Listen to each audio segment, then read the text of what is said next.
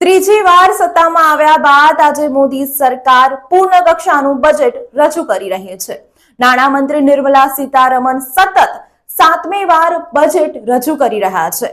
કેન્દ્ર સરકારના વર્ષ 2024ના બજેટમાં ખેડૂતો પર ધ્યાન કેન્દ્રિત કરવામાં આવ્યું છે।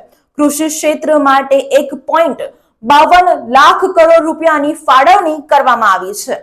સાથે જ કિસાન ક્રેડિટ કાર્ડ લઈને પણ સરકારે મોટી જાહેરાત કરી છે। વધુ 5 રાજ્યોમાં આ યોજના ઉપલબ્ધ કરાશે। કિસાનોમાં કિસાન ક્રેડિટ કાર્ડ પર 9% વ્યાજ દર હોય છે, જેમાં સરકાર 2%ની સબસિડી આપે છે। કૃષિ ક્ષેત્રને ટેકનોલોજીને પ્રોત્સાહન તો આપવામાં આવ્યું છે, સાથે સાથે કુદરતી ખેતી તરફ પણ ખેડૂતોનો ઝોક વધારવા પર ધ્યાન કેન્દ્રિત કરવામાં આવ્યું છે। 1 કરોડથી વધુ ખેડૂતોને કુદરતી ખેતી સાથે જોડ્યા છે।